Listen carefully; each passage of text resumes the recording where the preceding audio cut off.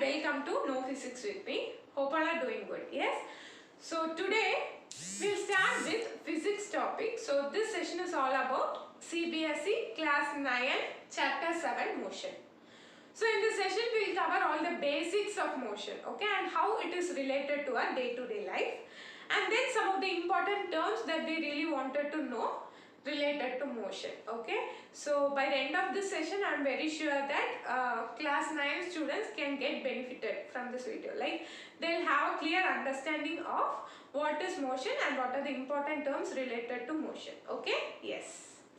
So these are all the topics that we are going to cover in this session. So these are very easy topics, but you have to be very strong in these topics. Only then you will understand the upcoming sessions, okay.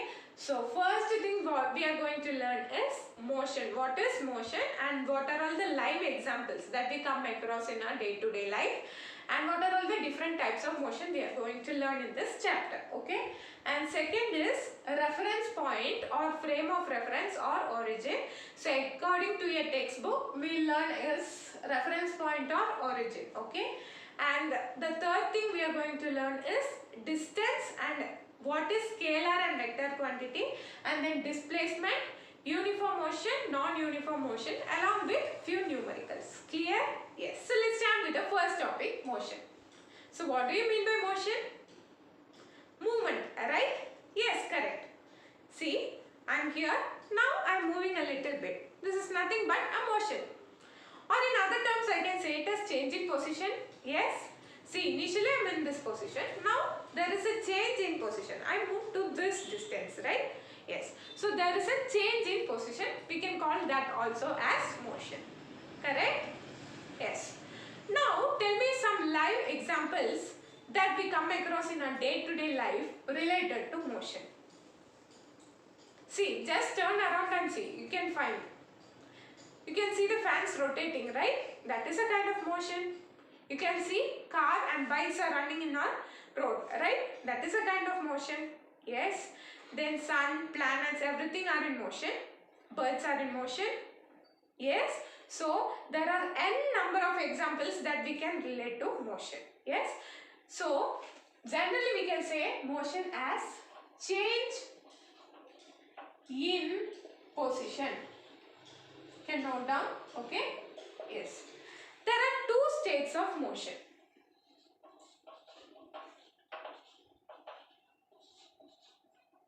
States of motion.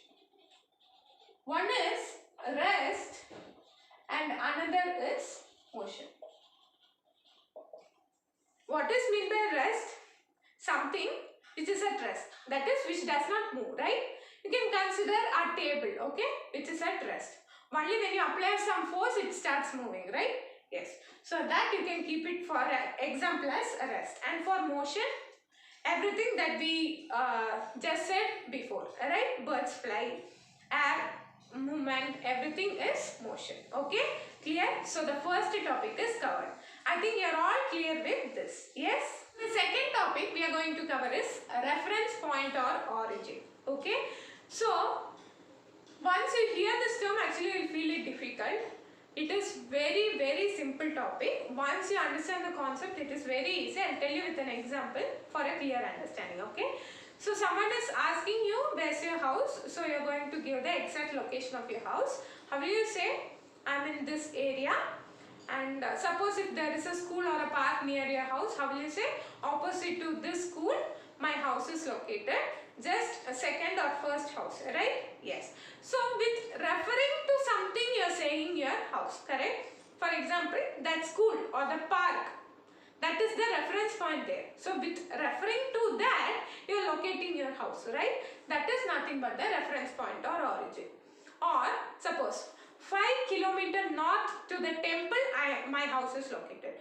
So that temple is the reference point, okay? So to different persons, to different situations, this reference point changes. Clear? Yes. I'll give you a few more examples for your better understanding, okay? Now consider you are sitting inside a bus and the bus is moving, okay? So for you, how will the trees on the road appear? It will be like moving backwards, right? Whereas for a person who is standing on the road, how it will be? The trees are at rest, right? So since there is a change in this reference point only, this happens. Okay. At the same time, one more example I will give you. Now you are moving inside a bus. Okay. And you can see people sitting in different seats. Okay. So according to you, how is the people? The people are at rest. Right. For a person on the road, how can he find the people inside this bus? He can find that the people are moving along with the bus in its direction, right? This is also due to the change of reference point, okay? So, this reference point is also called as origin and we can represent it with the letter O, okay? Clear? Yes. So, there are different types of motion, okay? Like linear motion, circular motion, rotational motion, vibrational motion, uniform motion, non-uniform motion, oscillatory motion, periodic motion and so on. So many types, okay? So, in this chapter, we are mainly going to cover only motion, linear motion, which is motion in a straight line, and then uniform motion, non-uniform motion and circular motion. Clear? So only this we are going to cover, others which is not needed for this chapter. Clear? Yes. So next we will go with this topic, distance and displacement. So often you have heard these words, distance and displacement, given in maths, right? But still some are in doubt what is distance and what is displacement. So now we will have a clear understanding. Suppose, see, my car is here, okay? Consider this as my car and I have to move to this place, okay? I have to go from here to here. So, see, I can go like this, or like this, somewhere, or I can go like this, any way I can go, right? See, there are many routes to reach a single path, a single way, right? So that is nothing but distance. Distance is how much path length. The total path length is nothing but the distance. See, for me to reach from here to here, it may take 180 meters here, or 150 meters here, or 260 meters here, okay? It may take different values, but distance is how much path length I am covering. The total path length an object covers is nothing but distance. So this 150 meters, 180 meters, 260 meters are all distance. Clear? Now going to displacement. Displacement is nothing but the shortest path I can take to reach from one point to another. See, just consider this example. What is the shortest path I can take from here to here? Like this, right? Yes, a straight line path. See, like this. From here to here, this is nothing but the shortest path I can take in order to reach this position. Or, in other terms, I can say it as the shortest path or the shortest distance between the initial and final position is nothing but the displacement. Now, I will give you the definition. You can note it down. Distance is nothing but the total path length taken by an object. Okay? Is nothing but distance. Displacement is the shortest path or distance between the initial and final position. Okay? Bear my handwriting. Since I am writing it speedily, it's like this, okay?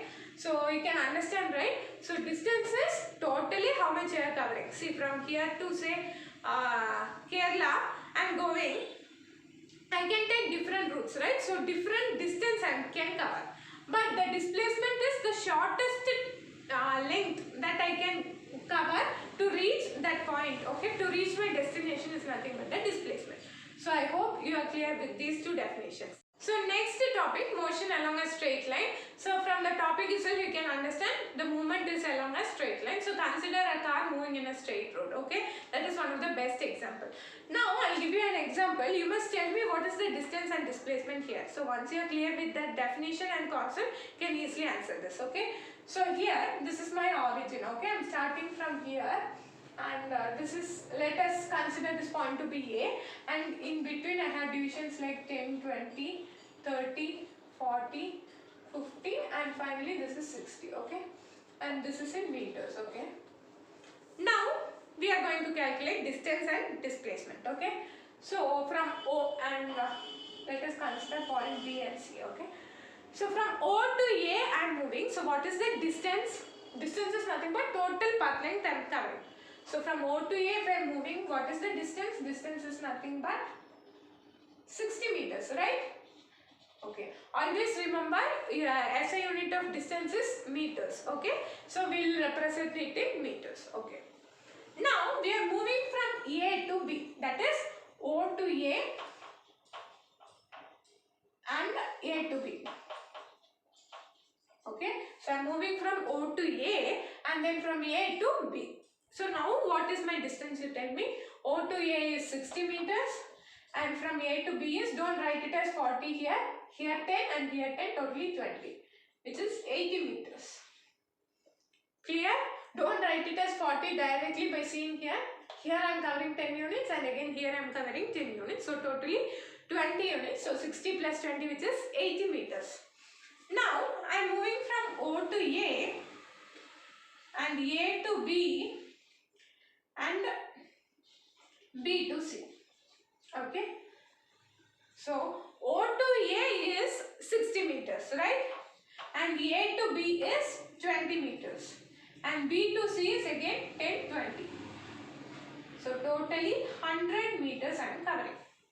Clear? And we'll have one more case.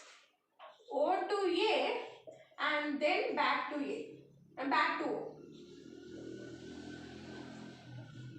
That is, I am starting from here, reaching here and then I am coming here. For this you can consider example like you are going from your home to some temple and returning back to your home. Okay. In this case, what is your distance? So while going from here to temple, there is some distance, and from temple to home, the same distance you are going to cover. So from here to here it is 60 and from here to here again it is 60. Totally it is 120 meters. Clear? So this is how we are going to calculate that distance. So the same concept, that is same points, we are going to cover that. We are going to solve displacement. Let us see how displacement values will be and how it differs it from distance. Okay? Yes. So before solving this, I'll tell you one thing. Displacement is a vector quantity. So what do you mean by vector quantity? I told you what is scalar quantity, right? Which considers only the magnitude. Vector quantity is one which considers both magnitude as well as direction. Okay. So for example, I'll tell you, I'm moving 60 meters is the magnitude. I'm moving 60 meters north or 60 meters east is nothing but I'm telling the magnitude along with direction. That is nothing but the vector quantity. So displacement is a vector quantity which considers both the magnitude as well as the direction. Okay. Now see, I'm moving from O to A. What is my displacement? So I told you the shortest path between initial and final point. So my initial point is this and my final point is this, right? Yes. So what is the shortest distance it can take? It can move only in this line, right? So from O to A is 60 meters. Now from O to A and A to B. From O to A it is 60 meters, A to B is some 20 meters, right? That is how we calculated distance. But for displacement, how you have to consider is, now what is the initial point? Initial point is O and final point is B, right? After moving till here, it comes back to B. So this is nothing but the initial and final point. You will have to consider only these two. We need not go from O and A, okay? So only O and B can be considered. So final point, difference between the initial and final point. So 40 meters. It is the shortest path it can take, right? Yes. So that is nothing but O to A to B displacement is 40 meters. Now try for this. O to A to B and B to C. So what is the initial point? You are moving from O and final point you are reaching is C, right? So what is the shortest distance it can take? Final point is 20 minus initial point is 0, which is 20 meters. Okay? Yes. Now here the last concept, O to A and then back to O. You are going from O to A and from A to O. So what is your initial and final point? The same point, right? O. Because starting you are starting from O and finally you are ending at O only. So the displacement is initial minus final, which is 0 minus 0, which is 0 meters. Clear? So this is the vast difference between distance and displacement. Clear? So now try to compare the values that you got from distance and displacement and answer few of my questions now. Clear? Yes. Now answer these questions. Try to answer it by yourself. Okay, so once you're clear with the concept, you can easily answer this. Can distance be 0? Your answer may be no or yes. Okay, so the answer is actually two answers. Okay, yes, when it is only at rest. Okay, so when it is not in motion, your distance can be 0. Okay, so when it is in motion, let us consider like when it is in motion, what will be the answer? When it is in motion, distance cannot be 0. Okay, somehow it will cover certain distance, right? So the answer is no. Okay, we are considering motion along a straight line only, so movement only. So for this the answer is no. How many of you got your answers right? Hope some of you. Yes. Next, can displacement be 0? So from previous example we have seen from O to A and from A back to O. In that case what we have seen, the displacement is 0. So the answer for this is yes. When it travels along the same path, going to same destination and reaching back to the same location, that time your displacement can be 0. Yes. So your answer is yes. Okay. Can distance have negative value? Yes or no? The answer is no, because it somehow covers some value. Okay, it will be always positive only. Since it don't considers direction, it will always have only positive values. So distance cannot have negative value. Clear? Can displacement have negative value? Yes, displacement can have negative value because it considers both magnitude as well as direction. So when it moves in opposite direction, obviously your displacement can be negative. Okay? Yes. Now the final question is, can distance and displacement have same value? So the very first thing that we have seen, moving from O to A, both the distance and displacement are equal, right? So there is a possibility that distance and displacement can have same value, that is when moving along a straight line and reaching same destination. Okay, in that case your initial and final position, when you subtract, you will get the same value as that of distance. Yes. Yes. So I think you are able to answer all these questions correctly, right? Now I am sure that you are clear with the concept of distance and displacement. Yes. Now I want you to find the difference or distinguish between distance and displacement. So what is the first point that you can write? Both the definition, right? So the total path length covered by an object is the distance. The shortest distance between the initial and final point is the displacement. So first point will be its definition. Okay. And second point, you can write the unit. Both are measured in meters only. Okay. And next point, you can write it as distance is a scalar quantity which depends only on the magnitude, and displacement is both magnitude and direction, which is vector quantity. Okay. Yes. So now you can start writing what are all the differences what I have given like questions before. Distance cannot have negative or 0 value. It will always be positive since it depends only on the magnitude, whereas displacement can be negative, positive as well as 0, and distance and displacement will be the same when it travels along a straight path. Okay, along same direction. Clear? So these are all the differences, or these are all the things that you can write about distance and displacement. So the last topic we are going to cover is uniform motion and non-uniform motion. So from the term uniform itself you can understand uniform means alike, the same way. Okay, for example you can consider your school uniform, all are wearing same type of dress, right? That is what uniform is. So the same concept applies here.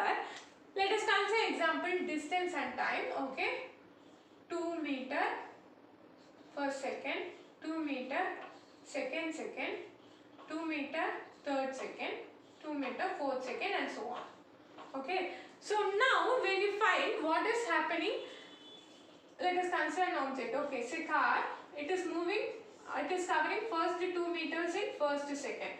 Then again next 2 meters in second second. And next 2 meters in third second. Likewise it is going on. This is nothing but uniform motion. You can define like this. See, same distance. Correct? So equal amount of distance which is covered in equal interval of time. It is nothing but uniform motion. Clear? See here, the same 2 meters they are covering in the same time interval. The time interval here is 1 second, right? For every 1 second it is covering 2 meters, means that is nothing but uniform motion. So you can define uniform motion as an object covering same distances in equal distances in equal interval of time. That is nothing but uniform motion. So for non-uniform motion, how can you say? An object which covers unequal distances in equal interval of time. It is called non-uniform motion. Clear? So for that we will consider example. Say first 2 meters it is covering in 1 second. Second it is covering 4 meters. Then 8 meters. Then 10 meters, like this. If it is going on, it is nothing but non-uniform motion. Now tell me which is applicable for our day-to-day life. Uniform motion or non-uniform motion? The answer is non-uniform motion, because consider you are traveling from your home to school, okay? So say 30 minutes you are taking to move from home to school. In the 30 minutes you cannot go. For every minute you cannot cover the same distance, right? There are places where the road will be very free. There are places where the road will be heavy or with traffic. In that cases you will cover different distances in that time, right? In 1 second, if you see, in the first second I may cover 2 meters. In the second second I may cover 5 meters, because there is not much traffic. So in that case we will normally or practically see non-uniform motion in our day-to-day life. Hope you are clear with the concept. Yes? Now finally we are going to discuss the numericals, that is in page number 74. Okay, the 3 numericals. So you try to solve it by yourself. So first question, an object has moved through a distance. Can it have zero displacement? If yes, support your answer with an example. So this is already explained. It can have zero displacement when it moves along the same direction. Back along the same direction. That is, when moving from O to A, if it is 60 meters and back from A to O, it will have zero displacement. Clear? Yes. Second question is a numerical, I will solve. And third question, which of the following is true for displacement? It cannot be zero. Can displacement be zero? Think and say. Yes, it can be zero. So the first question's answer applies here. Second, its magnitude is greater than the distance travelled by an object. So for this you can think and answer. Actually displacement cannot be greater than distance, because displacement definition itself is the shortest length. Okay, so it cannot be greater than the distance. Okay, so the answer is no. So both are false. Okay, now we'll go with the second question. A farmer moves along the boundary of a square field. So we have a square field. Okay, so he moves along the boundary of the square field, they are saying. Of side, so one side's value is given as 10 meter in 40 seconds. Okay, yes. What will be the magnitude of displacement of the farmer at the end of 2 minutes 20 seconds from his initial position? So let us consider this to be A, B, C, D. Okay, and this is the initial position. Let us consider it to be. Okay, so at the end of 2 minutes and 20 seconds, we have to find the magnitude of displacement. Clear? So what we have to find? The value of displacement. Now how to solve it? Let's have an idea. See, so first 10 meters, one side it is 10 meters, means all the four side it will be 40 meters. He is running along the boundary only, they have said, boundary of a square field. So totally 40 meters. So 40 meters in 40 seconds, correct? They haven't said that 10 meters in 40 seconds. He runs along the boundary in 40 seconds. whose one side value is 10 meters. Okay, don't get confused here. So 40 meters in 40 seconds. So in 1 second, how many meters will cover? 1 meter, correct? See, simply you can cancel it. So in 1 second, 1 meter he will cover. Now, what is the question? So now we have found in 1 second how many meters he is covering. Now our question is 2 minutes 20 seconds he is taking. Okay, 2 minutes means you will convert this completely into seconds. Okay, since we have converted here as seconds, we will complete this also as seconds. So 2 minutes means 1 minute is 60 seconds. So 2 minutes means 120 seconds, right? So 2 into 60, 120 seconds plus 20. So he takes 140 seconds. Okay. So what is his displacement, they are asking. So in one round, how many seconds he is taking? 40 seconds. So totally 140 seconds is there. So how many rounds he has run, we will find that. Okay. So 140 divided by 40. 2 2s are 4, 2 7s are 14. So 7 divided by 2 is 3.5 rounds he has run. Clear with this concept? Yes. Now 3 rounds. First 3 rounds, how his displacement will be? His displacement will be 0. Why, ma'am? See, he is starting here, running along and reaching the same point. So when he goes from here to somewhere and come back to same point, your displacement will be 0. Right? Yes. So for the first 3 rounds, his displacement will be 0. And remaining half round is there. So half round means, see, one complete round means 1, 2, 3, 4. 4 sides he have to complete. Half round means 2 sides only he have to complete. So from here to here he will be reaching. Okay. So what is the displacement they are asking? So how will you find the displacement? The shortest path between initial and final point. So the shortest path he can take is from A to C when you draw a diagonal. This is the shortest path he can take and reach the point C. Correct? Yes. So from triangle ABC. So this is what we will have to find. AC, right? That is nothing but the displacement of that half round. Yes? So AC square, using Pythagoras theorem we know AC square is equal to AB square plus BC square, right? Yes. So here AC square is equal to AB is 10 square plus again BC is 10 square. So AC is equal to root of 10 square plus 10 square, which is equal to root of 100 plus 100, which is equal to root of 200, 10 root 2. So your displacement, magnitude of displacement will be 10 root 2 meter. Clear? Once again I will explain you. You have a square field and one side of the square field is given as 10 meters. So to complete the boundary of the square field, he takes 40 seconds. So 40 meters 40 seconds means 1 second he will cover 1 meter. Clear? Now they have given the timing as 2 meters 20 seconds. What will be his displacement? So 2 meters 20 seconds means, 2 minutes 20 seconds means 120 plus 20, which is 140 seconds totally. After 140 seconds, what will be his displacement they are asking. So when you consider that for one round it is 40 meters means 140 seconds it is 140 meters. So 140 meters means how many rounds you have to find. So when you divide, you will get it as 3.5 rounds, in which 3 rounds he is reaching the same destination.